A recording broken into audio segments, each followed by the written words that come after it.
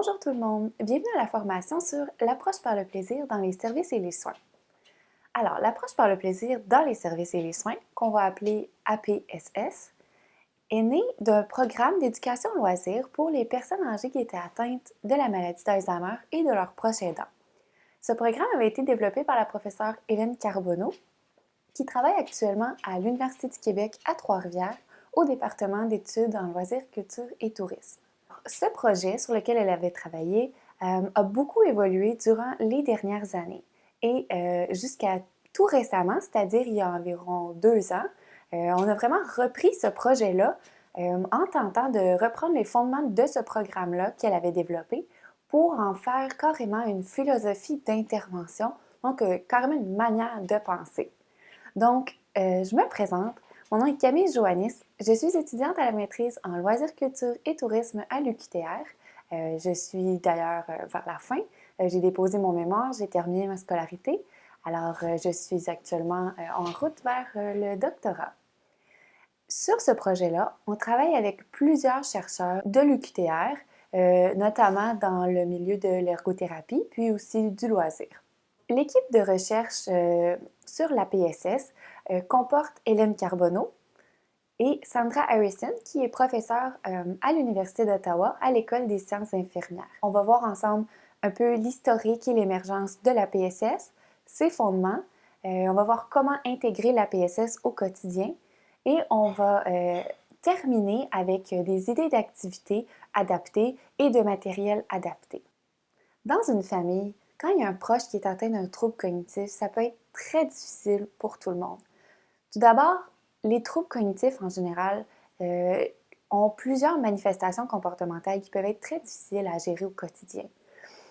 Autant pour la personne qui est atteinte que pour ses proches. Même si parfois on a l'impression que ces gens-là ont perdu un peu le contact avec l'environnement ou la réalité, considérant que c'est vraiment des atteintes au niveau cognitif, ces gens-là sont vraiment encore capables d'avoir des moments plaisants au quotidien. Donc ici, avoir du plaisir, faire des activités, avoir des moments plaisants sur une base régulière, c'est important pour tout le monde, mais ça l'est d'autant plus pour ces gens-là et leur famille, leur entourage. Donc, l'approche par le plaisir dans les services et les soins, ça vise vraiment à humaniser puis à faciliter les interactions entre les proches, les intervenants et les personnes qui sont atteintes de troubles cognitifs, donc par l'entremise de moments plaisants au quotidien. Comme je vous ai mentionné un peu plus tôt, concernant l'historique de l'approche par le plaisir, ça revient vraiment il y a plusieurs années là, avec le programme que la professeure Hélène Carbonneau avait développé. Donc aujourd'hui, on voit vraiment l'APSS comme une philosophie d'intervention qui vise à entrer positivement en relation avec une personne qui est atteinte de troubles cognitifs. La PSS, ça tire ses fondements du loisir, évidemment, de l'adaptation d'activités, etc., mais aussi de la psychologie positive. Alors, on vise vraiment à renforcer les potentiels et les forces des personnes atteintes de troubles cognitifs, puis à favoriser leur mieux-être. Donc, normalement, en intervention, dans une approche plus traditionnelle, ce qu'on va essayer de faire, c'est de réduire les incapacités pour que la personne elle soit moins vulnérable. Avec une approche qui est centrée sur la psychologie plus positive, le but, c'est de renforcer les potentiels pour que la personne elle soit plus heureuse. Vous voyez la distinction? La PSS vise plusieurs personnes. Tout d'abord, ça vous vise, vous, en tant qu'intervenant, que vous soyez préposé aux bénéficiaires, infirmière, infirmier, animateur de loisirs, récréologue, bénévole. La PSS vise beaucoup les intervenants. Et par ricochet, ça va viser les personnes qui sont atteintes de troubles cognitifs. Donc, comme vous suivez la formation, vous allez pouvoir intégrer les concepts et les appliquer au quotidien dans le cadre de votre emploi. La PSS vise vraiment un mieux-être collectif. Donc, quand on pense à la PSS et à l'intervenant qui l'intègre dans ses pratiques, on a vraiment concentré nos efforts pour essayer d'aider les intervenants à augmenter leur sentiment d'efficacité au sein de leur travail. Donc, pour augmenter leur sentiment d'efficacité, on se concentre beaucoup sur le sentiment de réalisation de l'intervenant. Donc, en intégrant la PSS à leur pratique, les gens vont pouvoir et vont vivre un sentiment de réalisation par rapport à leur travail. Le fait aussi de vivre des événements qui sont positifs et enrichissants au quotidien, ça contribue beaucoup au sentiment d'efficacité de l'intervenant. Et la qualité de la relation avec la personne aidée. Donc, ces trois éléments-là sont très déterminants du sentiment d'efficacité de l'aidant, mais aussi sont déterminants du sens du rôle dans le travail. Donc, quand on a l'impression que le rôle qu'on occupe dans nos fonctions a un sens, bien, ça contribue beaucoup à notre bien-être en tant qu'intervenant, en tant que travailleur. Entrons dans le vif du sujet. Alors, la PSS, qu'est-ce que c'est? Quels sont ses fondements? Où on s'en va avec ça?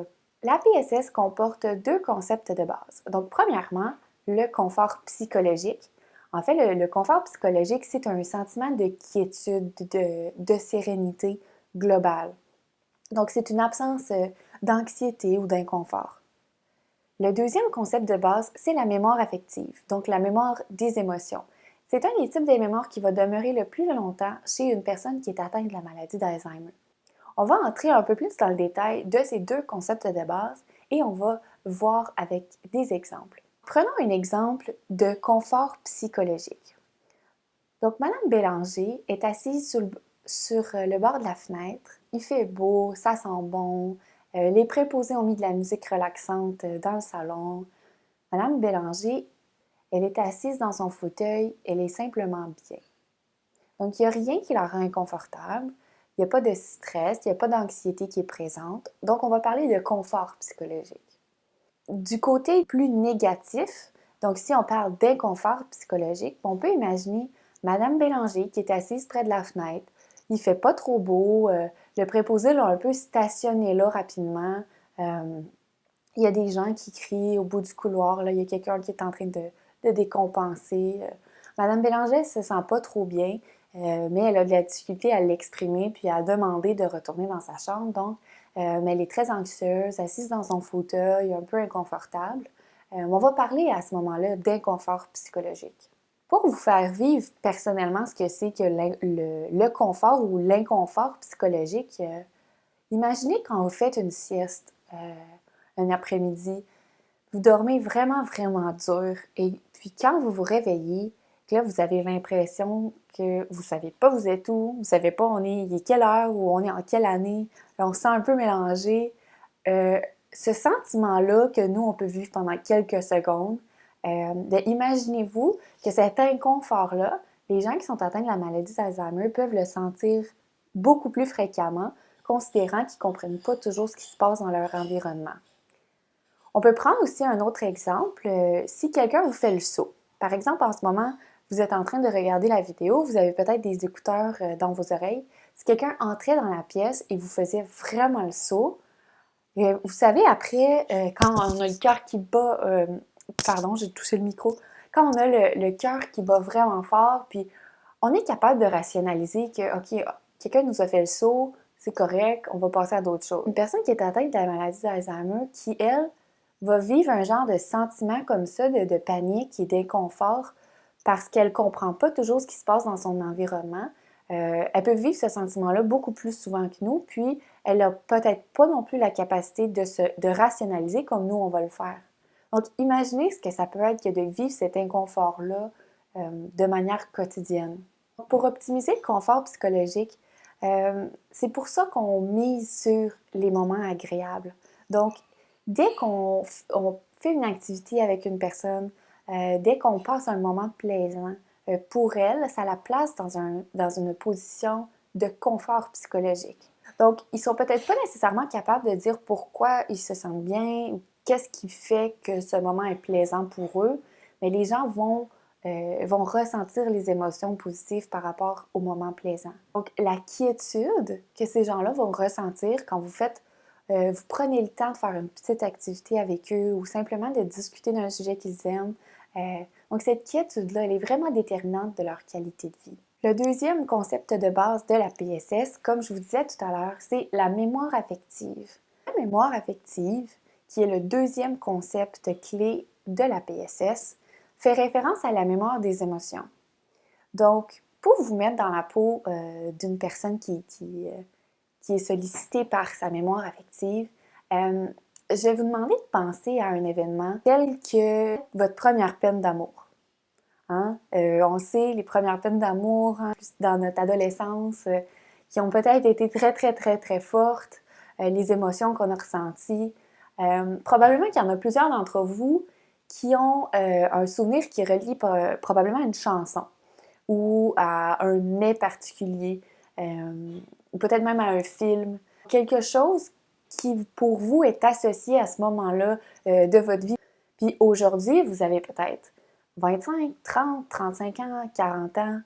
Puis si vous entendez cette chanson-là ou vous mangez ce mets-là, ça vous remet dans les sentiments que vous aviez vécus à cette époque-là. La mémoire affective, elle peut nous jouer un peu des tours parce que parfois, ça va être des émotions qui sont plus négatives qui vont nous revenir, alors que parfois, ça peut être des souvenirs très positifs. Donc, prenons l'exemple de M. Boucher qui a de très, très beaux souvenirs de son mariage avec sa femme. Et la récréologue, dans le centre d'hébergement, elle décide d'organiser une activité en lien avec ça. Elle amène des voiles anciens de mariage, des anciennes photos, puis elle a même demandé aux proches des résidents d'apporter des photos de mariage des membres de la famille. Alors, les résidents, la récréologue, tout le monde s'installe autour de la table, on discute par rapport aux photos, par rapport à des souvenirs. C'est un très beau moment. Le contraire peut être également vrai, donc des émotions négatives peuvent également émerger quand on fait appel à la mémoire affective, malheureusement. Et parfois, ça peut vraiment arriver de manière inattendue. Par exemple, la récréologue, dans un centre d'hébergement, décide de faire une activité pour la fête des mères avec les résidents. Donc, elle assoit les résidents autour de la table pour décorer une carte pour la fête des mères. Et bon, les résidents vont pouvoir envoyer ça à quelqu'un dans leur famille qui est une maman. Soudainement, on a M. Boucher au bout de la table qui se met à pleurer en disant qu'il s'ennuie de sa mère, qu'il aimerait la voir, qu'il s'ennuie d'elle, qu'on se rende finalement compte que M. Boucher, lui, il avait perdu sa mère quand il avait 12 ans et que c'est quelque chose qui l'a beaucoup marqué toute sa vie, d'avoir perdu sa mère aussi jeune. Donc, vous voyez la distinction entre le souvenir positif, le souvenir négatif. En tant qu'intervenant, on n'a pas toujours moyen de prévoir ces choses-là parce qu'on ne le sait pas, des fois, là, tout ce que les gens ont vécu personnellement. Mais vous allez voir un peu plus tard, on va discuter de l'histoire de vie, en fait, qui est un outil qu'on peut utiliser pour nous aider à mieux connaître les gens, donc à pouvoir éviter certains sujets qui peuvent être sensibles quand on veut faire appel à la mémoire affective. Si on veut miser sur la mémoire affective quand on fait des activités avec des personnes âgées atteintes de la maladie d'Alzheimer, c'est très important de bien les connaître puis de faire appel aux proches aussi. Parce que les familles, ce sont les personnes qui connaissent le mieux le résident. La famille peut vous fournir des informations très précieuses sur les événements de vie qui ont marqué la personne, afin qu'on puisse réutiliser ces thèmes-là dans les activités positives. On a vu actuellement les concepts de confort psychologique et de mémoire affective. Il nous reste deux autres concepts principaux à voir en lien avec le contenu de l'approche par le plaisir dans les services et les soins. L'un des autres fondements de l'approche par le plaisir dans les services et les soins, c'est l'approche centrée sur le climat, c'est-à-dire que on considère toujours le climat, l'ambiance, avant l'activité. Donc le loisir, c'est une activité qui est pratiquée librement pour le plaisir. Dans le cas de la PSS, on veut que ce soit bien clair que le loisir devient un prétexte pour passer un moment agréable. C'est-à-dire que le moment plaisant doit toujours primer sur l'activité comme telle. Par exemple, vous faites une activité de bricolage quelconque, vous faites des cartes pour Noël. Le fait de faire les cartes, ça doit être un moment plaisant. C'est-à-dire qu'il ne faut pas être centré sur le fait que la carte soit bien faite, que ce soit bien découpé, que la personne elle ait bien écrit Joyeux Noël ou Joyeuse fête. Le but, c'est vraiment que les gens aient du plaisir durant l'activité. Donc, si vous faites une activité avec une personne et que vous le sentez que malgré toutes vos bonnes intentions, malgré toute votre préparation, la personne, elle n'a pas vraiment l'air d'avoir du plaisir, bien, il faut arrêter l'activité et passer à autre chose. Ce qui arrive, c'est qu'il faut vraiment faire attention de ne pas sombrer du côté de l'activité, c'est-à-dire de dire, OK, l'activité, je l'ai préparée, c'est vraiment important qu'on la fasse au complet puis qu'on arrive au résultat. Le but de faire une activité, c'est simplement que les gens aient du plaisir. En fait, qu'il y ait un résultat ou non, c'est vraiment pas ça qui est important. Finalement, ça va un peu dans la même veine que l'approche qui est centrée sur le climat. Le dernier fondement de la PSS qu'on peut dire, ce serait une approche qui est sans erreur. Donc, c'est-à-dire que peu importe ce qu'on fait avec la personne, peu importe l'activité, la personne ne doit pas être en mesure de se tromper ou mal faire. Il n'y a pas vraiment d'erreur. Donc, si on fait un jeu, il n'y a pas de police des jeux. Il n'y a pas de ah, ben là, vous n'avez pas bien fait, vous n'aviez pas le droit de mettre cette carte-là, ou vous auriez dû mettre un 2 au lieu d'un 4. C'est pas grave. C'est vraiment pas grave. Le but, c'est vraiment que la personne elle ait du plaisir et on veut pas la placer en situation d'échec parce qu'on veut pas qu'elle se sente mal ou qu'elle se sente inadéquate. Pensez à vous, là, juste en général dans votre vie. Quand vous êtes dans une situation où vous savez que vous avez un peu mal fait, là, on vous dit ouais, t'as pas fait ça comme fou, on n'est pas trop content. Puis là, vous vous sentez vraiment mal. Par exemple, au travail, là, vous aviez oublié de remplir un papier. Puis là, on vous fait sentir un peu mal parce que vous avez mal fait. Je sais pas pour vous, mais moi, je me sens très mal dans ce genre de situation-là. Donc, imaginez une personne atteinte de la maladie d'Alzheimer qui est en train de jouer un jeu de société avec un bénévole, d'autres résidents. Puis là, on lui dit, mais voyons, qu'est-ce que tu fais là? Faut pas faire ça comme ça. Euh, la personne, elle va se sentir inadéquate, elle va pas se sentir appréciée dans le groupe, elle va pas sentir qu'elle a sa place. Euh, donc, c'est très important de faire attention à ça, même si en général, quand on joue à des jeux avec n'importe qui d'autre, oui, on fait respecter les règles. Mais avec cette clientèle-là, il faut faire preuve de souplesse, évidemment. Pour intégrer la PSS au quotidien, il faut d'abord prendre en considération les concepts qu'on vient tout juste de voir, donc le confort psychologique, la mémoire affective, une approche qui est centrée sur le climat et une approche qui est sans erreur. Alors ça, ce sont les concepts de base. Pour l'intégrer dans votre quotidien, vous devez penser à faire ça de manière très simple. Il ne faut pas que vous voyiez la PSS comme un surplus de tâches, quelque chose qui est compliqué nécessairement à intégrer. En suivant les principes suivants, vous allez voir que c'est pas si compliqué que ça. Donc, il faut optimiser puis favoriser les moments plaisants au quotidien. C'est-à-dire que de tenter d'organiser des grosses activités une fois par semaine, c'est pas nécessairement ça qu'on prône. Ce qu'on veut, c'est que les petits moments plaisants émergent au quotidien. Donc, il ne faut pas nécessairement penser que pour intégrer la PSS, il faut faire quelque chose de grandiose. Il faut miser sur les choses simples et il faut favoriser le plaisir partagé. C'est-à-dire que quand on profite d'un moment plaisant avec une personne aînée, il faut que ce soit agréable aussi pour l'intervenant. Parce que si l'intervenant n'a pas nécessairement de plaisir durant ce moment-là, la personne atteinte de la maladie d'Alzheimer, elle va le ressentir, que la personne n'a pas nécessairement de plaisir durant ce moment-là. Pour que la PSS, disons, puisse être intégrée dans vos pratiques, il faut que vous soyez conscient et consciente qu'il faut que vous personnalisiez votre approche. C'est-à-dire que un truc qui fonctionne avec une personne peut ne pas fonctionner avec une autre personne. Je vais vous donner quelques exemples. Il y a quelques années, quand justement la professeure Hélène Carbonneau travaillait en soins de longue durée, il y avait un homme dans leur unité qui était atteint de la maladie d'Alzheimer et qui avait arrêté de se nourrir.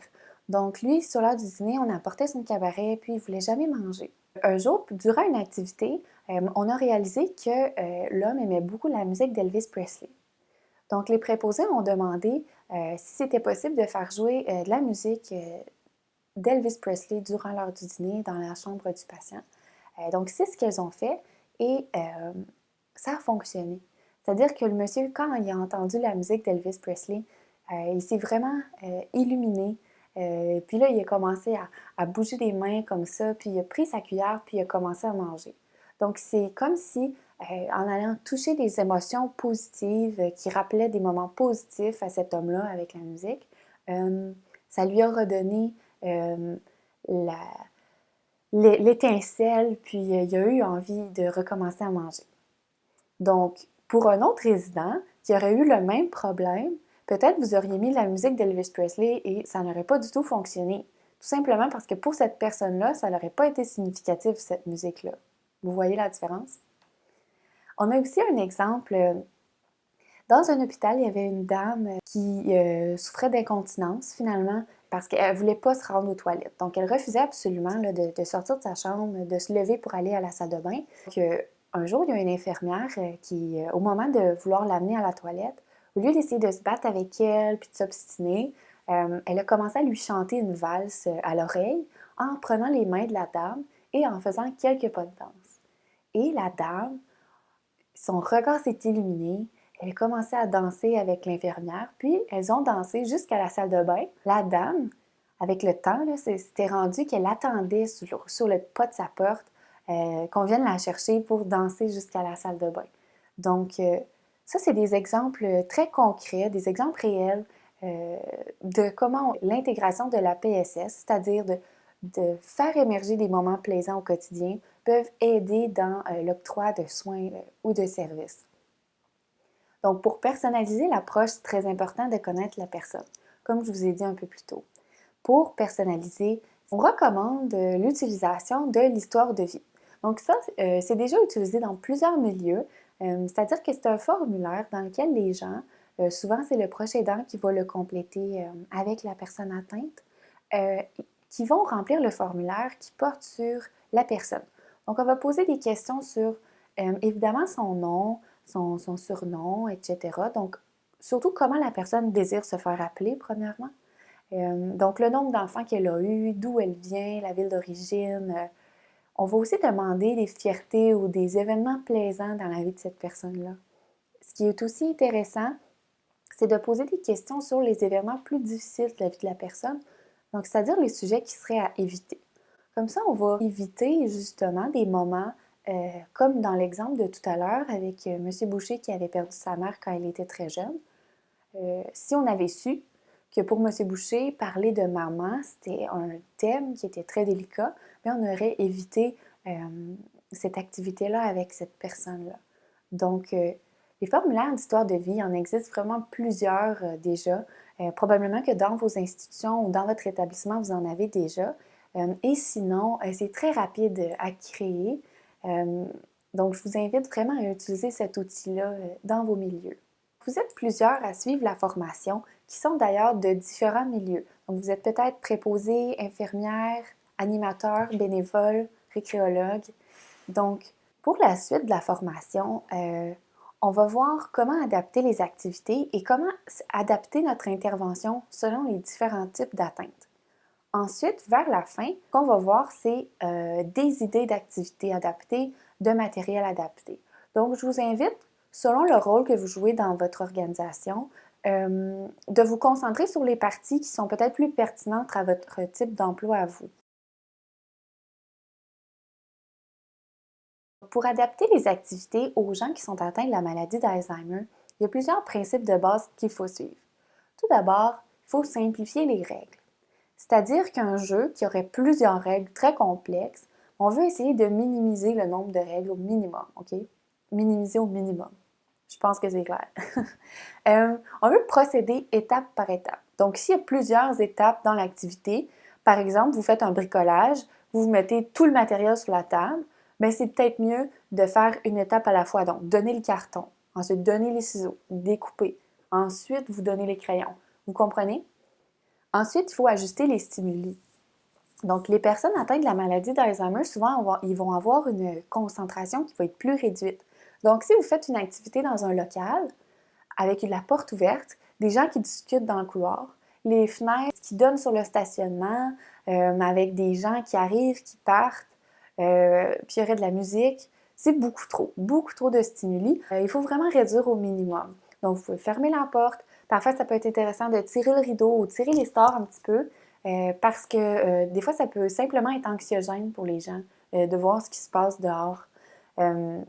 Ensuite, il faut rechercher un contexte sécurisant. Donc, ça va un peu avec ce que je viens de vous dire, que d'être dans un local qui est familier pour la personne, qui est confortable. Ça peut être très facilitant durant l'activité. Il faut être centré sur le climat, évidemment, comme on a vu tout à l'heure. Donc, même si on adapte notre activité, on veut toujours être concentré sur le climat, l'ambiance. On veut que ce soit chaleureux. Et puis finalement, il faut adapter l'activité en fonction des atteintes de la personne.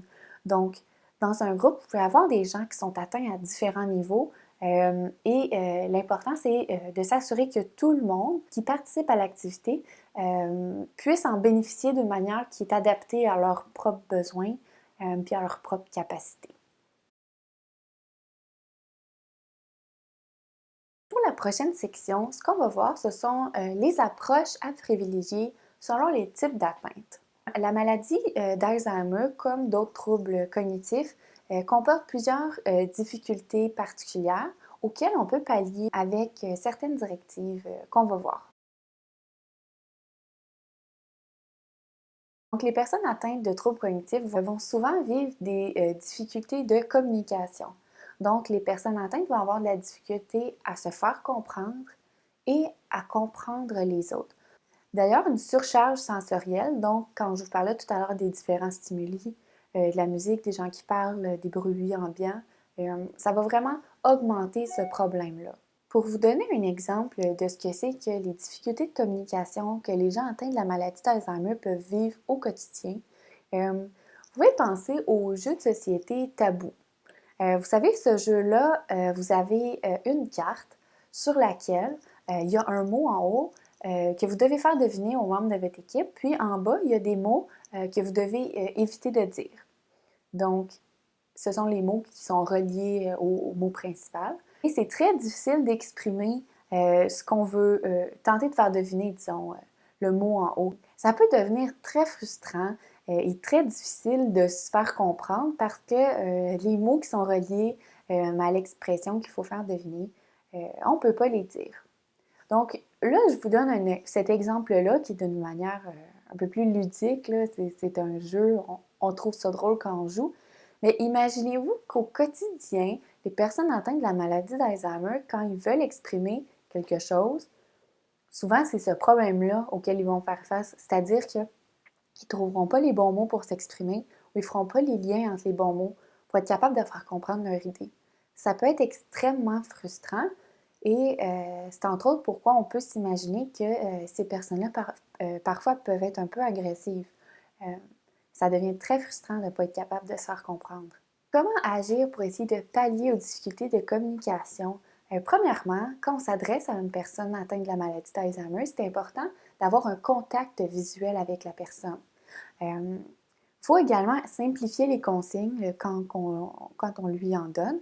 Il faut parler lentement et distinctement. Donc, il faut utiliser des mots qui sont simples, courts, puis on peut mettre aussi l'accent sur la gestuelle pour appuyer ce qu'on dit. Il faut considérer aussi l'ensemble des stimuli et les réduire dans la mesure du possible. Si on fait face à une situation plus difficile avec la personne, on peut faire appel à la validation ou la diversion. C'est-à-dire que si la personne vit des émotions qui sont très prenantes et qu'elle a de la difficulté à les exprimer, on peut tenter de les valider avec elle. Par exemple, en disant est-ce que vous êtes inquiet parce que votre fille était supposée de vous appeler?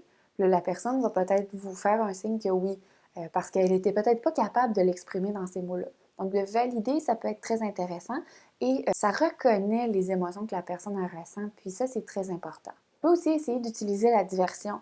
Donc, c'est-à-dire que quand la personne, elle est peut-être inquiète ou agitée pour une raison que soit on ne comprend pas nécessairement ou sur laquelle on n'a pas nécessairement de contrôle, on peut simplement essayer de faire diversion. Donc, de discuter avec elle, de l'amener prendre un petit café, de carrément changer le sujet pour amener la personne à changer les idées. C'est une technique qui marche très bien généralement. Les difficultés praxiques, ça fait référence aux difficultés à manipuler des objets ou à faire certains gestes. Par exemple, les personnes peuvent oublier comment faire pour utiliser une fourchette ou bien tenir un crayon. C'est une perte des automatismes, c'est-à-dire que des mouvements qu'ils ont faits peut-être depuis longtemps, ils peuvent être en train de les perdre. Par exemple, Pour eux, le fait de prendre une tasse de café comme ça peut être difficile. Tout simplement parce que le mouvement de prendre la tasse et de la porter à leur bouche, c'est un automatisme qu'ils sont peut-être en train de perdre. Donc, si on demande à la personne, ben, prends ton café, amène-le, je vais te mettre du lait dedans, ben, juste prendre ton café et amène-le, c'est trop. C'est trop, puis probablement c'est trop d'informations, puis c'est pour la personne, c'est difficile de placer les mots sur le mouvement à faire d'ailleurs. Donc, chaque mouvement, ça va exiger un contrôle qui est volontaire, c'est-à-dire que la personne, elle doit tenter consciemment de faire le mouvement. Pour vous faire comprendre un peu ce que c'est que des difficultés pratiques, je vais vous faire un exercice, c'est-à-dire, c'est très très simple, vous avez probablement tout ce qu'il faut à la maison pour le faire. Donc, vous allez avoir besoin d'un miroir et d'une feuille de papier sur laquelle vous allez dessiner une forme quelconque, OK? Faut pas que ce soit trop facile, là. On veut une petite forme étrange.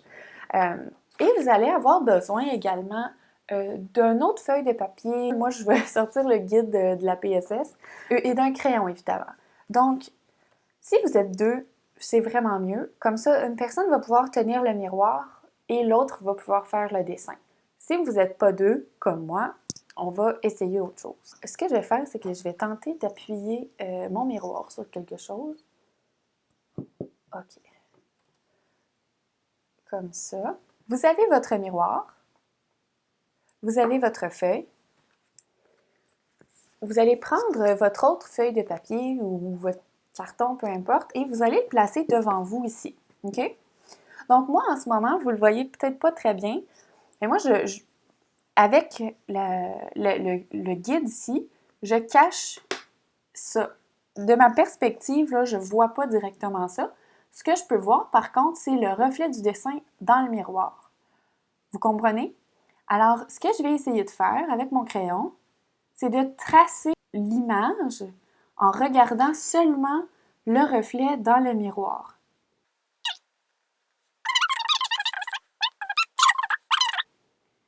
Mais si c'est la première fois que vous le faites, vous allez voir, ça se pourrait qu'à un moment donné, vous restiez figé quelque part puis que vous ne soyez pas en mesure de faire le mouvement comme il faut. Parce qu'en fait, ce qui arrive, c'est que en regardant le reflet, notre cerveau envoie le message là, bon, à notre main de tracer, mais on fait en fait le mouvement contraire de ce qu'on ferait normalement.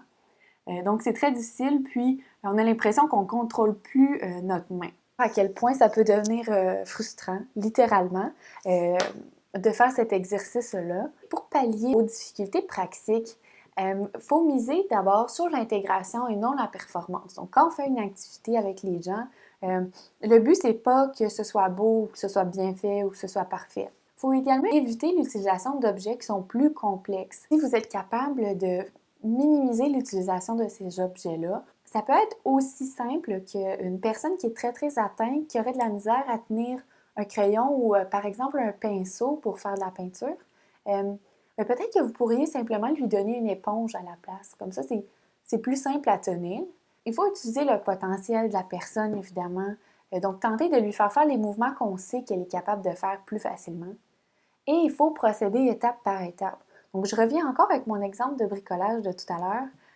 Mais si vous mettez le matériel sur la table et que vous dites aux personnes, bon, première étape, découpez votre feuille, ensuite vous dessinez, ensuite vous collez, ensuite vous mettez ça dans une enveloppe. C'est trop d'étapes en même temps, donc pour la personne, premièrement, elle a probablement mal compris ce que vous essayez de lui dire. Ça devient difficile pour elle de faire toutes ces étapes-là sans être accompagnée. Donc, quand on veut aider une personne à faire un mouvement, c'est préférable de l'accompagner dans le mouvement ou même de lui montrer. Donc, c'est-à-dire que si je demande à une personne de mettre son manteau, je peux mettre mon manteau moi aussi pour qu'elle le voie. Donc, ça peut faciliter aussi les mouvements quand les gens peuvent le voir. La prochaine difficulté, qui est probablement celle qu'on connaît le plus par rapport à la maladie d'Alzheimer, ce sont les difficultés de mémoire. Donc, À ce moment-là, c'est vraiment un problème au niveau de l'encodage ou de l'accès à l'information. Souvent, ça va être l'accès aux mémoires récentes qui va être plus limité. Donc, de demander à une personne atteinte de la maladie d'Alzheimer qu'est-ce qu'elle a mangé pour déjeuner, euh, c'est difficile pour elle de s'en rappeler et ça peut être très anxiogène pour elle. Ce qu'on voit parfois, malheureusement, puis c'est vraiment pas que les gens veulent mal faire, mais souvent on va voir les familles des gens qui sont atteints de la maladie qui vont presque faire un quiz là, à la personne. Oh, est-ce que tu te souviens quand on est allé en voyage à Charlevoix en famille avec Nicole et puis Marc? Ou ils vont montrer une photo, puis ils vont dire Hey, c'est qui ça? Puis elle, c'est qui? Puis elle, c'est qui? Euh, pour la personne qui n'est pas capable de répondre parce qu'elle ne s'en souvient pas, c'est très, très anxiogène. Imaginez-vous quand vous êtes à l'épicerie, puis là, vous croisez quelqu'un, vous reconnaissez le visage, puis là, vous ne vous rappelez pas de son nom, puis la personne, elle vous parle. Puis elle vous dit Hey, puis comment ça va? Puis vous, dans votre tête, là, vous demandez de où je la connais, c'est qui, voyons. Puis là, vous vous sentez mal parce que vous n'êtes pas capable de vous souvenir de son nom. Mais imaginez la personne atteinte de la maladie d'Alzheimer, qu'on lui dit, ben ça c'est ta fille sur la photo, c'est quoi déjà son nom? Puis elle n'est pas capable de s'en rappeler. Ça doit vraiment être atroce comme sentiment. Puis malheureusement, ces gens-là, ils se font souvent mettre dans cette position-là. Puis c'est c'est vraiment triste. Donc, par rapport au problème de mémoire, il faut faire attention de ne pas solliciter la mémoire récente. Il faut prioriser la mémoire plus ancienne. Donc, malheureusement, ça peut être blessant souvent pour les proches puis la famille que les gens ne se souviennent pas d'eux ou ne se souviennent pas de leur nom. Mais il faut être conscient que c'est vraiment pas de leur faute puis ils ne sélectionnent pas ce dont ils se souviennent ou non. Puis parfois, ils vont se souvenir de quelque chose une journée, puis la prochaine fois, ils vont pas s'en rappeler. Puis la prochaine fois, peut-être qu'ils vont s'en rappeler. C'est vraiment très, très complexe, le comment ça fonctionne au niveau de leurs souvenirs quand ils sont atteints de la maladie d'Alzheimer. C'est d'autant plus important aussi de miser sur la mémoire affective, comme on a parlé plus tôt. Donc, miser sur des souvenirs qui sont positifs, puis qui sont plus anciens. Souvent, les gens ils vont se rappeler beaucoup de leur enfance, de leur adolescence, jusqu'à jeune adulte. Souvent, de rappeler des souvenirs qui datent de cette époque-là, ça peut être très intéressant. Pour vous faire vivre un peu ce que c'est que d'avoir des difficultés de mémoire, on va faire un petit jeu ensemble. Donc, je vais vous lire une histoire qui est très courte, mais qui comporte beaucoup de détails. Ensuite, je vais vous poser quelques questions sur cette histoire-là. Là, évidemment, vous écoutez une vidéo. Donc, je vous demanderai de ne pas tricher et de retourner en arrière dans la vidéo pour voir les réponses aux questions. Donc, il était une fois une petite fille vêtue d'une robe verte à pois blancs avec des souliers jaunes qui aurait préféré porter un chemisier rose avec des sandales vertes et un pantalon. Elle allait en visite chez sa grand-mère à Saint-Marc-sur-Richelieu où elle aimait aller jouer dans la grange avec les chats Tigri et Moufette. Elle partait avec sa tante Aline et sa cousine Sylvie. Elle et Sylvie avaient pour plan de grimper au pommier avec sa robe, cela serait plus difficile. Sa mère tenait absolument à la voir porter une robe car elle la trouvait plus jolie ainsi. La fillette déchira la robe en grimpant à l'arbre. Elle était bien triste de cela, mais avait malgré tout apprécié sa journée avec sa cousine. Sa mère se dit alors qu'elle aurait mieux fait de la laisser aller en pantalon. Quelle était la couleur du pantalon? Quel était le nom des chats? Comment s'appelait la fillette?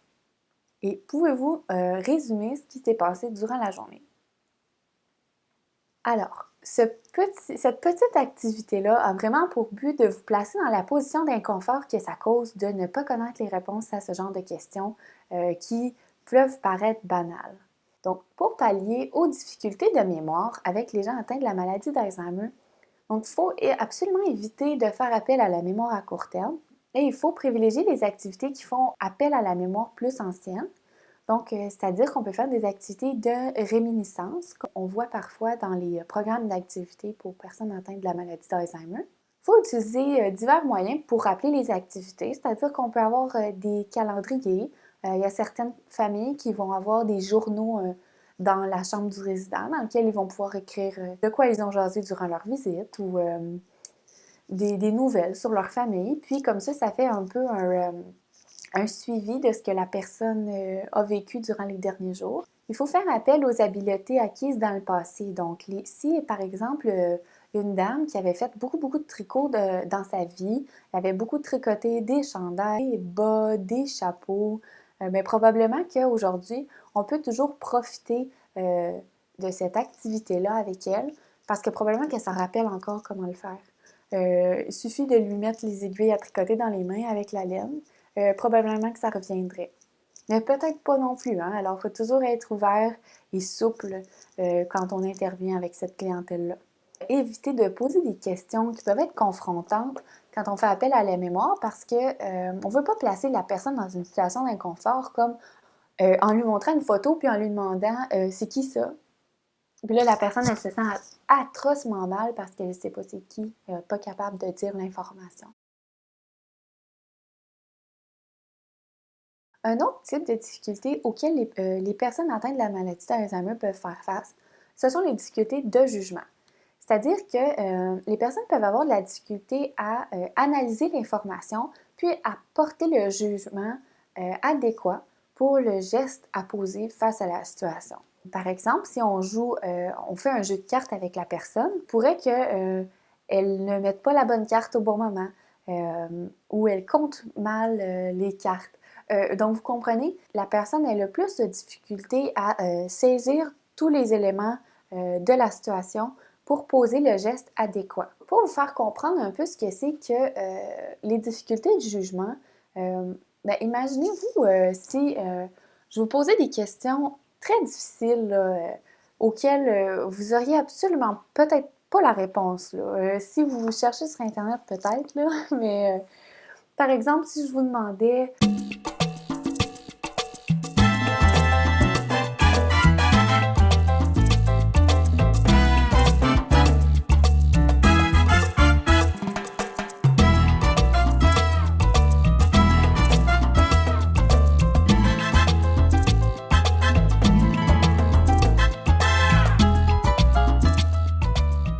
pour pallier aux difficultés de jugement, il faut éviter les jeux qui demandent trop de stratégie. Donc, on va éviter les jeux comme Risque ou même Monopoly, ça se pourrait que ce soit trop compliqué. Sans sous-estimer là, les gens atteints, je veux dire. Il faut faire attention au type de jeu qu'on fait avec eux pour ne pas qu'ils se sentent inadéquats parce qu'ils ne sont pas capables de porter le bon jugement pour faire les actions demandées. Il faut apporter un soutien dans le choix de solutions ou dans le choix de réponses. Donc, si on demande à une personne atteinte de la maladie d'Alzheimer, est-ce que tu veux du jus? La personne, elle va peut-être vous répondre oui, mais là, si vous lui dites, OK, quelle sorte? Elle sera peut-être pas capable de vous répondre parce qu'elle ne sait pas. Donc, c'est peut-être mieux de lui donner des choix. Donc, est-ce que vous voulez du jus de pomme ou du jus d'orange? Ou est-ce que vous voulez du jus de raisin ou du jus de canneberge? Il faut donner des choix. Encore là, il ne faut pas donner trop de choix parce qu'à ce moment-là, ça devient tout autant difficile pour la personne de répondre. Quand vous faites une activité, vous pouvez modifier votre approche pour que ce soit plus facile pour la personne de jouer. C'est-à-dire que, par exemple, si vous jouez aux cartes, mais vous pouvez demander à tout le monde de jouer à jeu ouvert. C'est important aussi d'adopter la même approche avec tout le monde dans le groupe pour ne pas marginaliser la personne qui est atteinte de la maladie d'Alzheimer.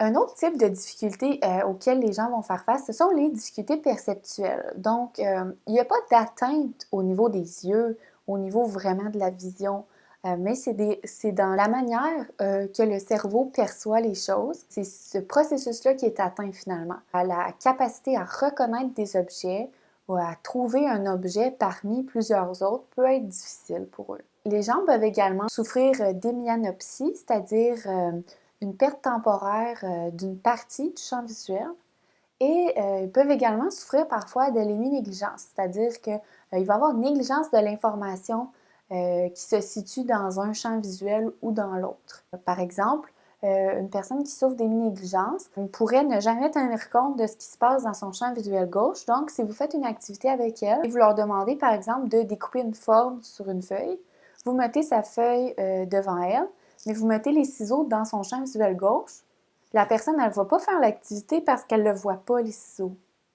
Donc, ça peut être aussi simple que ça. Donc, il faut vraiment être conscient de ce genre de difficultés-là auxquelles les gens peuvent faire face. Pour vous faire comprendre un peu personnellement ce que c'est que des difficultés perceptuelles, ben, imaginez-vous le jeu Où est Charlie? Pour nous, c'est agréable, c'est drôle, je veux dire, c'est le genre de livre qu'on aimerait regarder. Mais imaginez-vous que si dans votre quotidien, à chaque fois que vous voulez prendre un objet, vous devez le chercher comme quand vous cherchez Charlie. Ça devient un peu épuisant. Si, par exemple, le matin, vous voulez simplement vous prendre une cuillère dans le tiroir pour manger vos céréales, mais que quand vous ouvrez le tiroir, vous avez l'impression là, de ne pas voir la cuillère parce qu'il y a beaucoup trop d'éléments autour, c'est très dérangeant. Je reprends encore mon exemple de bricolage. Si vous faites une activité bricolage avec les gens et que vous disposez un peu de tout sur la table, donc il y a une boîte avec des crayons mélangés avec des bâtons de colle, puis à côté il y a des ciseaux avec les brillants, puis des photos. Là, vous dites aux gens, bon, prenez-vous un crayon de bois. Pour eux, ça peut être très anxiogène de trouver l'élément que vous avez demandé finalement, parce que pour eux, c'est très difficile là, de le voir dans la variété d'objets qui se trouvent devant eux. Donc, comment on peut pallier aux difficultés perceptuelles? Premièrement, il faut éviter les reflets. Donc, si vous faites un album photo, puis dedans, vous mettez les photos avec la pellicule qui brille un peu, selon l'angle de la lumière, des fois, on ne va pas voir la photo sous la pellicule. Donc, si vous faites une activité que les gens créent leur propre album photo, mais que vous mettez ça dans une pellicule comme ça, eh bien, les gens ils vont s'asseoir, puis là, s'ils ont l'album photo dans leurs mains, mais c'est quand ils l'ont ouvert, selon l'angle de la lumière, ils ne voient pas bien les photos, ou ils ne les voient pas du tout. Ils vont simplement refermer l'album, puis ils ne vont pas l'utiliser. Donc, il faut éviter les reflets. Utilisez les contrastes aussi. Donc, si vous utilisez une feuille blanche pour faire un dessin, puis vous la mettez sur une table qui est blanche également, mais pour la personne, ça peut être difficile de distinguer la feuille du reste de la table. Donc, à ce moment-là, vous pourriez, par exemple, dessiner le contour de la feuille en noir ou donner une feuille de couleur. Pour les gens, par exemple, qui souffriraient d'héminégligence, il faut absolument tenir compte du champ visuel qui est sain. Donc, il faut essayer de compenser en disposant le matériel pour l'activité dans le bon champ visuel. Il faut placer les objets aussi de manière distincte sur la table. Donc, des grosses boîtes avec plein de matériel qui déborde, c'est vraiment pas à prioriser. Donc, il faut essayer de placer le matériel très bien séparé selon le type de matériel sur la table. Ça peut être intéressant aussi de ne sortir que le matériel nécessaire à l'étape en cours dans l'activité. Si vous faites encore une fois du bricolage et que la première étape, c'est de découper un carton, bien, sortez les cartons, sortez les ciseaux. C'est une méthode qui peut être facilitante pour les personnes qui sont atteintes de la maladie. Finalement, le dernier type de difficulté qu'on va voir, ce sont les difficultés d'attention et de concentration. Donc, pour les personnes atteintes de la maladie d'Alzheimer, ça peut être difficile de suivre le fil d'une activité si c'est moindrement long. Les gens peuvent perdre leur attention vis-à-vis de l'activité très facilement s'il y a des stimuli autour. Donc, comme je vous ai parlé un peu plus tôt dans la vidéo, c'est très important de réduire les stimuli et ce pour plusieurs raisons, dont la compréhension, mais également l'attention et la concentration au niveau de l'activité. Donc, le moindre élément peut les distraire. Pour eux, ça demande beaucoup d'efforts de se concentrer. Donc, il faut faire attention aussi d'ajuster le temps des activités pour que ça concorde avec leur niveau de concentration et d'attention. Pour vous faire vivre un peu ce que c'est qu'une difficulté d'attention, on va faire une petite activité. Donc, premièrement, je vais vous demander de sortir une feuille de papier et un feuille. Ensuite, je vais vous demander en haut à droite de l'écran de en haut à gauche de l'écran au milieu de l'écran, en bas à gauche de l'écran de la bouche pour laquelle vous utilisez et à droite en bas de l'écran de votre Est-ce que vous avez bien saisi ce que je vous ai dit? Est-ce que vous avez été en mesure de suivre mes consignes? Probablement pas. Là, évidemment, ça a été fait un peu de manière exagérée. Mais pour une personne atteinte de la maladie d'Alzheimer, elle peut se sentir comme ça assez régulièrement quand il y a des stimuli autour, quand on essaie de lui donner des consignes. Comment agir? Évidemment, limiter les sources de distraction. Choisir les activités qui demandent un peu moins d'attention.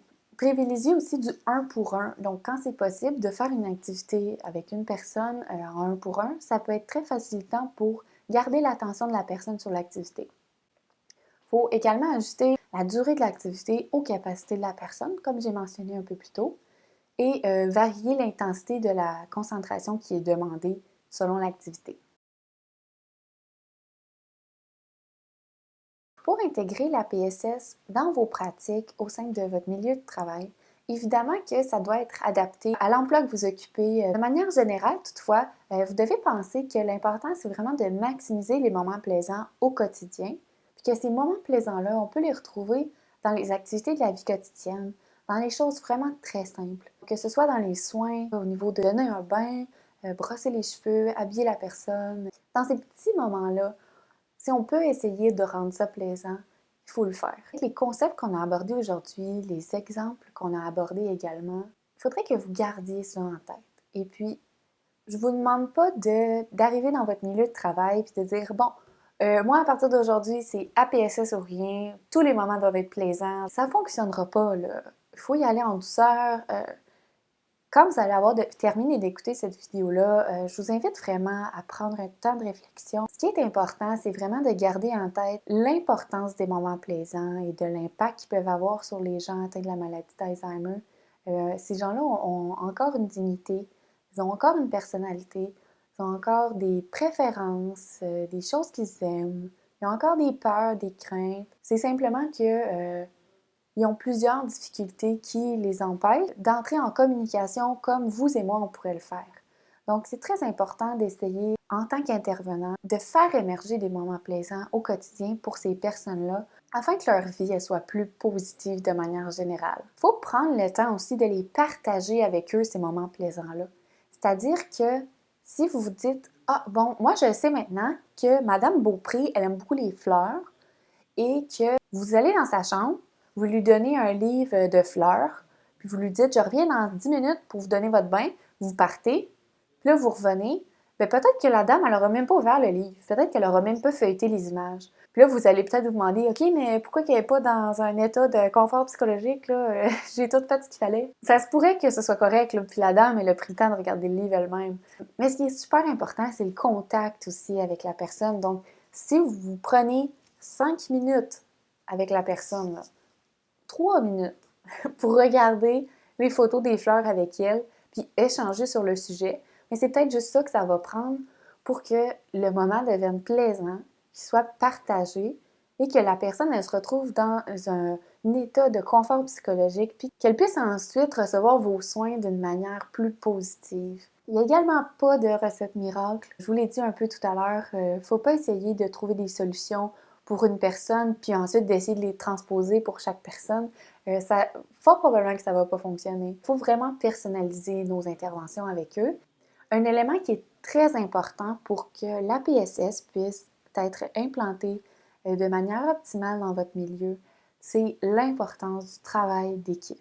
Je ne peux pas être plus clair que ça. Il faut travailler en équipe, il faut décloisonner les pratiques. Il faut que vous vous entraidiez entre collègues.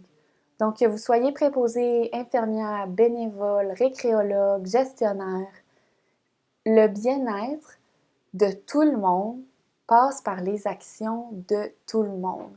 Donc, si vous, en tant qu'intervenant, vous trouvez un truc qui vous facilite la tâche avec une personne, eh bien, allez-y de l'avant avec ce truc-là, puis partagez-le avec vos collègues, s'il vous plaît. Ça va tellement permettre à un maximum de personnes de bénéficier de ces moments plaisants-là. Puis ça va faciliter le travail de tous. Si vous êtes récréologue et que vous faites des activités organisées avec les résidents et que vous vous rendez compte qu'un tel participant a vraiment une préférence pour tel type de musique ou vous avez remarqué que faut vraiment faire attention à un tel sujet parce que ça place la personne dans un état négatif. Partagez-le avec vos collègues, partagez-le avec les préposés, les infirmières, les infirmiers, le personnel de soins, puis les récréologues, ils peuvent travailler en équipe d'une manière exceptionnelle. Le loisir, ça amène beaucoup de positifs dans la vie des gens atteints de la maladie d'Alzheimer, mais c'est d'autant plus important que dans le quotidien, il y en ait d'autres des moments plaisants. Parce que c'est pas nécessairement en participant à une activité par jour que la personne elle va nécessairement être toujours en état de confort psychologique. Ça peut prendre une infirmière là, qui rentre dans la chambre puis qui fait une piqûre un peu trop rapidement à un résident et que celui-là, il va se mettre à décompenser. Ben, même s'il avait fait une belle activité le matin même, ben, ça se pourrait qu'après ça, même si on a essayé de miser sur la mémoire affective, puis même si on avait tout fait nos efforts pour que la personne soit dans un état de confort psychologique, mais s'il arrive un événement comme ça après qui la perturbe complètement, ben là, on est un peu à côté de la traque. Je crois que j'ai fait passer mon message sur l'importance du travail d'équipe. Je vous invite à vraiment y repenser, puis à porter une réflexion sur votre milieu de travail et comment vous voyez le travail d'équipe avec vos collègues. Croyez-vous qu'il y a assez de partage d'informations? Croyez-vous qu'il y a assez de partage de trucs, assez d'entraide entre les collègues? Je vous invite à apporter une réflexion là-dessus, à peut-être essayer de penser à comment vous pourriez essayer d'améliorer ces relations-là pour le bien-être et le mieux-être finalement de tout le monde. Pour que la PSS soit bien implantée dans un milieu, ça prend quelques conditions. D'abord, il faut qu'on voit la PSS comme un outil et surtout pas comme une tâche supplémentaire pour le personnel de soins ou le personnel comme les récréologues, par exemple. L'approche est vraiment là pour faciliter les soins, comme vous avez pu le voir dans les exemples, faciliter les services. Euh, on priorise aussi beaucoup le travail d'équipe, en fait, quand on implante l'approche. On mise sur le décloisonnement des pratiques des diverses équipes parce qu'on pense vraiment que le partage entre les différents professionnels, entre les différents employés, va vraiment favoriser l'intégration des moments plaisants au quotidien. Il faut également collaborer avec les familles des proches. Quand on implante la PSS dans un milieu, normalement, Sandra et moi, on suit une procédure assez systématique, c'est-à-dire que on va donner la formation, puis il va y avoir une période de coaching après la formation. Donc ça permet en fait la mise en œuvre de la PSS, son implantation de façon optimale dans le milieu.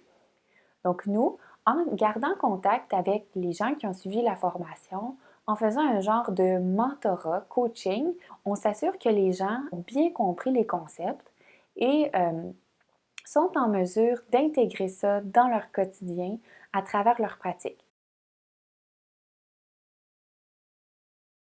Pour la prochaine section, ça va être un peu plus intéressant pour les gens qui sont plus pratico-pratiques et qui ont hâte de voir un peu comment on peut matérialiser là, la PSS au quotidien. Avant d'entrer dans le vif du sujet des activités et du matériel, il faut vraiment miser sur la simplicité avant tout. Vous allez voir que le matériel que je vais vous présenter, c'est des choses extrêmement simples. C'est en misant justement sur les choses simples qu'on a le plus de chances de vivre des beaux moments. Donc la vie en général, là, c'est vraiment rempli de petits moments, de petites joies. Puis souvent, ben, ces petites joies-là, on va pas leur accorder l'importance qu'elles ont réellement. Donc, prendre un café, regarder les fleurs, manger des bons fruits frais, parler d'un sujet que vous aimez avec un proche, hein, si vous aimez les sports, si vous aimez la politique ou la culture, regarder des photos, des livres de voyage, aller dehors, simplement s'asseoir au soleil. Ça, c'est des éléments du quotidien, des choses tellement simples, mais pour lesquelles ça peut être tellement agréable. Et puis ça peut devenir vraiment un moment significatif pour les personnes atteintes de la maladie d'Alzheimer, parce que pour ces gens-là, des activités grandioses, souvent c'est simplement trop pour eux, il y a trop de stimuli. Si nous, on trouve ça agréable, peut-être un party avec de la musique, de la décoration, du monde, on jase, il y a de la bouffe. Pour eux, c'est beaucoup, là. Ça, c'est trop pour eux. Il faut vraiment miser sur la simplicité des petits moments. Donc maintenant que j'ai fait ma petite introduction alerte simplicité, on va pouvoir aller voir le matériel. Vous allez voir que c'est très très simple ce que vous pouvez utiliser. Vous savez, dans les centres d'hébergement, souvent, on a probablement tous entendu là, qu'on fait plier des serviettes aux gens atteints de la maladie d'Alzheimer. Ils se sentent utiles puis ils trouvent ça agréable. Bien, évidemment que, bon, c'est déjà bien de leur faire quelque chose, mais si on veut faire quelque chose d'un peu plus significatif qui va aller toucher la mémoire affective des gens, ça peut être très intéressant de leur faire plier des pyjamas de bébé. On s'est procuré plusieurs petits pyjamas de différentes tailles, différentes couleurs. Puis on est allé chercher ça dans les friperies, ça n'a presque rien coûté. Puis on lave ça avec du savon Ivory Neige, ça sent le petit bébé. Ça va être très significatif pour des personnes atteintes de la maladie d'Alzheimer de plier ces vêtements-là. Souvent, ça va rappeler des très beaux souvenirs. Ici, j'ai un jeu d'association d'images que j'avais créé moi-même. Vous allez voir, c'est très simple. J'ai imprimé des images de toutes sortes, là. Je vais vous montrer un petit peu. Donc, une balle de laine, du beurre, un sourire, une mariée, bref. Toutes les images, je les avais préparées pour qu'elles soient en paire de deux. Par exemple, une image de cinéma allait avec l'image de popcorn, la mariée allait avec le marié, etc. Et j'avais fait cette activité-là avec un groupe d'aînés atteints de la maladie d'Alzheimer puis leurs proches aidants. Et je leur avais demandé de faire des associations d'images sans leur dire qu'il fallait absolument associer l'une à l'autre. Puis ce qui est arrivé, ce qui était très intéressant, c'est que les gens finalement ont fait des histoires avec les images. Donc, ils ont sélectionné des images, ils les ont placées l'une à côté de l'autre et ensuite, quand je les ai demandé de présenter un peu ce qu'ils avaient fait avec leurs images, ils m'ont tous raconté un peu une histoire. Donc, par exemple, que la mariée allait au cinéma durant Noël. C'est vraiment drôle. Puis, on a eu beaucoup de plaisir. Puis, même si le jeu à la base, ça avait été créé un peu pour faire une association d'images, donc par exemple la brosse à dents avec la bouche, avec les dents, les gens se sont appropriés l'activité, puis c'était vraiment beau à voir. Un autre jeu qui peut être intéressant, vous savez, les casse-têtes, c'est un très beau passe-temps, là, puis souvent les gens faisaient des casse-têtes dans leur vie. Ce que j'avais fait, j'avais utilisé des cartons de produits que les gens connaissent. Donc, des emballages de différents produits. Donc, j'imagine que vous reconnaissez déjà ce que c'est. Donc, ici, j'avais découpé une boîte de céréales. Donc, c'est comme le devant de la boîte de céréales et les gens doivent simplement refaire le casse-tête. Donc là, j'en ai des plus faciles, j'en ai des plus difficiles. Plus difficiles. Il ne faut pas non plus faire quelque chose de trop compliqué. Ici, j'ai un autre devant de boîte de céréales. Mais là, je l'ai découpé en triangle, donc c'est un petit peu plus complexe. Ça peut être très agréable pour les gens de faire ça. C'est très relaxant aussi, puis vous voyez, ça ne demande vraiment pas beaucoup de matériel. Ça coûte rien aussi, là. Vous prenez du recyclage que vous avez à la maison. Des plats en plastique. Donc là, bon, j'aurais dû les défaire avant. Là, j'ai différentes tailles avec des couvercles de couleurs. Bon, ils sont tous l'un dans l'autre, je ne vais pas toutes les défaire. Mais bon, ce que vous pourriez faire avec eux, c'est de leur demander, vous enlevez tous les couvercles, vous les mettez sur la table, puis vous pouvez leur demander de replacer les couvercles sur les bons plats. Évidemment, pas en amenant ça comme... Donc, l'activité d'aujourd'hui, c'est d'associer les couvercles au plat. Non, non, on valorise leur dignité, ce sont des adultes. Comment je pourrais dire ça? C'est comme, j'ai oublié de vous dire tantôt, là, avec le linge de bébé, quand vous leur demandez de plier le linge, vous faites pas plier le linge, puis après ça, ils le mettent dans un petit panier, puis après ça, vous leur virez de bord, puis vous dites, ah, repliez-les. Faut qu'ils aient l'impression que ce soit une vraie tâche, là, en fait, parce que vous savez, les personnes âgées, souvent, elles adorent aider, puis si on leur fait sentir que dans le fond, ils n'aident pas vraiment, puis on fait juste leur demander de faire quelque chose pour faire quelque chose, on vient un peu de perdre de vue qu'on essaie de valoriser leur potentiel, valoriser leur capacité à faire une tâche. Donc, même chose pour les plats de plastique. Si vous faites ça avec eux, bien, ça serait carrément de leur demander hey, « Excusez, à la cuisine sont débordés, il y aurait vraiment besoin que vous nous aidiez. Pourriez-vous juste placer les couvercles avec les bons plats? Ça nous aiderait vraiment. » Un petit mensonge blanc, qu'on pourrait dire. Ça, c'est simplement pour faire en sorte que ça devienne un peu une activité, oui, mais que ce soit pas infantilisant, là, tu sais, de associer les couvercles au contenant. Bref, je suis certaine que vous comprenez ce que j'essaie de dire. Bien, c'est une balle anti-stress, hein. Ça peut toujours être plaisant un peu pour tout le monde.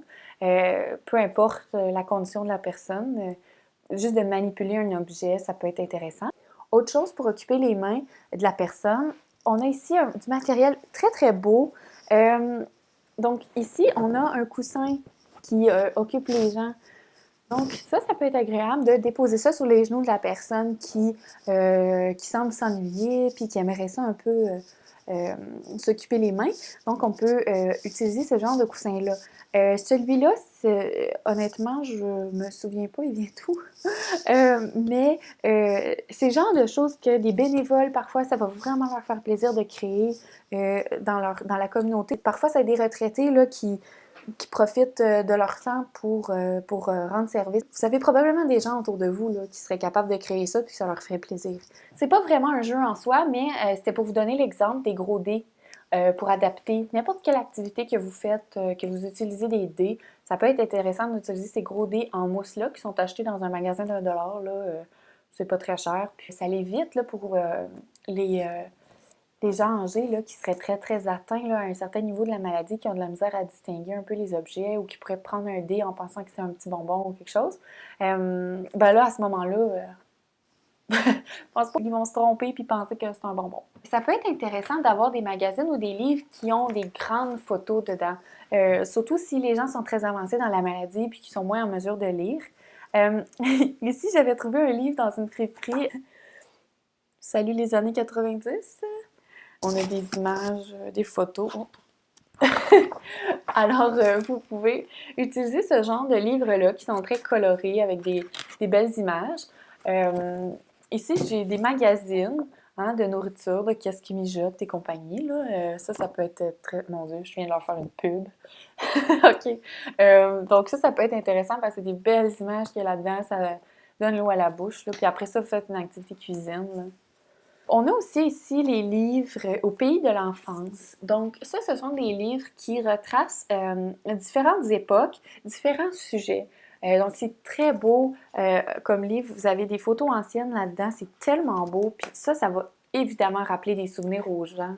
Vous voyez, c'est très, très beau. Ce sont des belles images. Puis il y a du texte petit en dessous. Mais évidemment, la personne, si elle veut juste feuilleter le livre, c'est à sa guise. C'est vraiment beau, puis probablement que les gens vont se reconnaître là-dedans à certains égards. Là, on est en 2020. Je vous montre ce livre-là. Ça montre des gens qui sont, bon, là, plusieurs années. Restez conscient que, bon, avec le temps, les époques avancent. Je suis vraiment pas claire, là, mais dans le sens où... comment je peux dire ça? Actuellement, on va dire, là, les baby boomers, quand ils vont tous être très, très âgés, qui vont être 80 ans et plus, eux, ces livres-là, ça se peut que ça leur rappelle un peu moins de souvenirs parce que ça, c'est comme plus l'époque de leurs parents, peut-être. Vous comprenez? Donc, il faut garder en tête qu'il va toujours falloir adapter nos références de souvenirs anciens aux personnes avec qui on fait affaire. Je vais vous laisser à la fin de la vidéo différents exemples d'activités adaptées que vous allez pouvoir faire. Et sinon, dans votre guide de la PSS, justement, vous allez en avoir quelques exemples. Surtout, n'oubliez pas que l'important, c'est toujours d'avoir du plaisir avec les gens. Je vous remercie beaucoup de votre participation à distance de cette formation. J'espère que vous avez appris beaucoup. J'espère que ça vous a inspiré et que vous êtes prêts à tenter d'intégrer la PSS dans vos pratiques de travail. Je vais être disponible pour des questions sur le sujet. N'hésitez pas à me contacter si jamais vous voulez quelques éclaircissements que ce soit. Je vous laisse en vous rappelant l'importance des moments plaisants au quotidien et surtout de vivre des moments de plaisir qui sont partagés.